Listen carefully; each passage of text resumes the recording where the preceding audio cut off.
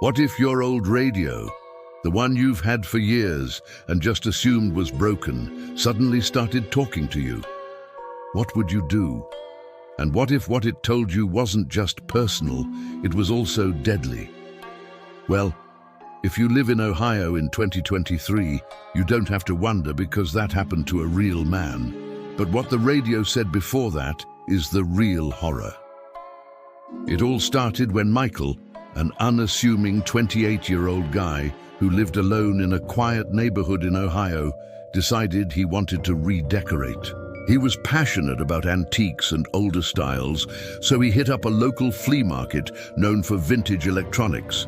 As soon as he walked in, he heard it. Tucked away in a corner, underneath an old blanket, it was a pre-war radio from the 1950s. The kind that looks like a big wooden box with knobs and dials. It was a beautiful piece of history, and Michael just had to have it. That day, he took his new treasure home and proudly put it in his room. He knew how to fix radios, so he gave it a quick once-over and determined that it worked, sort of. It turned on and tuned into stations, but there were some weird static issues and it sounded like it was trying to say things. But those few words that came through the static were nothing compared to what was to come. That first night, Michael put the radio on low while he was getting ready for bed. As he lay down, it filled his room with soft static and old music from the 1940s. Then suddenly, the radio glitched. Through the static, a voice crackled, saying something that made Michael's blood run cold. He's listening now. He doesn't even know. Immediately, Michael sat upright in bed. Was someone out there? Was this radio somehow spying on him? Shaking off his fear, he figured it must have just been interference, or perhaps his mind playing tricks on him. He went back to sleep, hoping it wouldn't happen again. The next night, though, it did. As Michael was getting ready for bed, the radio was picking up a station, albeit very faintly. This time, the voice said something even more chilling. He's here. Now he moves around. He's brushing his teeth. He's scared now. Michael looked around his room frantically. Was someone in his house? Had he left a window open and someone climbed in without him noticing? He searched everywhere, but he was alone. There was no one else in the house. The radio fell silent, leaving only static in its wake. Finally, feeling foolish for being scared of nothing, Michael went back to brushing his teeth and cleaning himself for bed. When he finished, he turned off the radio, not wanting to listen to any more creepy messages. Yet as he got into bed and turned off the lights, he heard the faint glow of the radio turning back on. It started softly, then grew louder. He brushes his teeth. He's cleaning himself now. He goes to bed. He sleeps. The voice seemed to be right behind him, watching him, and it was driving him crazy. Michael threw the covers off and jumped out of bed to unplug the radio. It was too late. The voice continued even as he pulled the plug. He's going back to sleep. He will dream now. Sleep tight, Michael, sleep tight. That's when Michael panicked. He ran around his room frantically, tripping over furniture and ripping up the carpet.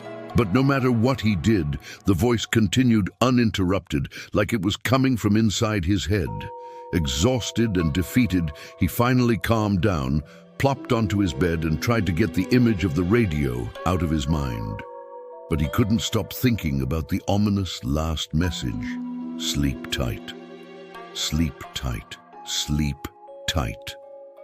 After tossing and turning for hours, he finally drifted off to sleep, praying he'd wake up before the radio's next prediction.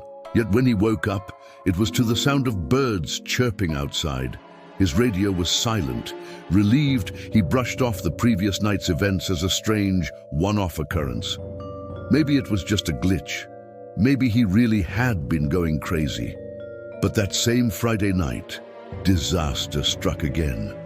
Michael was reading a book in bed, trying to ignore the nagging thought that the radio might try to talk to him again. Just as he started to relax, the radio turned on. Its deep voice boomed, "Michael, at 3:13 a.m. it ends." Suddenly, the room was filled with a blinding white light and the radio began to shake violently. Michael screamed and scrambled back, knocking over his lamp in terror. The radio's voice echoed in his ears. At 3:13 a.m., it ends. Frightened, Michael jumped out of bed, desperately trying to smash the radio. He kicked and punched it, but it wouldn't break. The radio just shook and glowed brighter, its voice unwavering.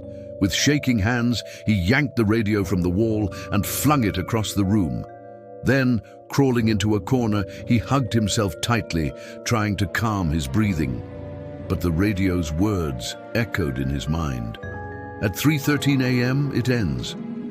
How could he possibly survive until 3:13 a.m.? But before he could panic, the clock on his nightstand chimed 1:30 a.m., so it was going to take a while. Grabbing a pillow, he covered his head and tried to make himself as small as possible. But as the minutes ticked by, his terror grew. What would this radio do at 3:13 a.m.?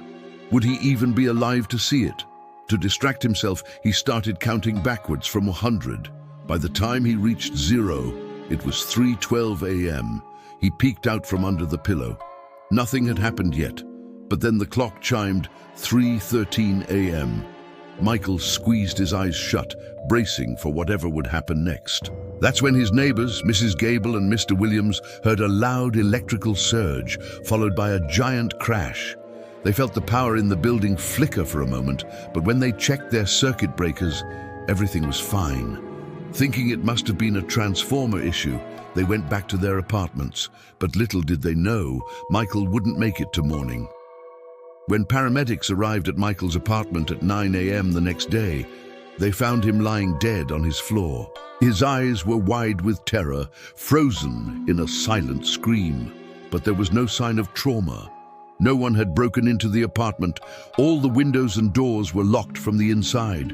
The only thing out of place was the antique radio sitting on his desk, still playing static.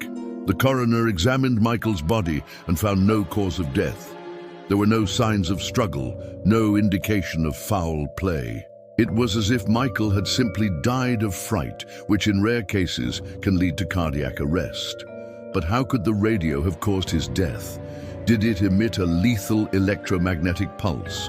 Was it sending some kind of psychic signal? Or was this just a bizarre coincidence? The truth is, no one knows. The radio was sent to be repaired, but the repairman couldn't find anything wrong with it.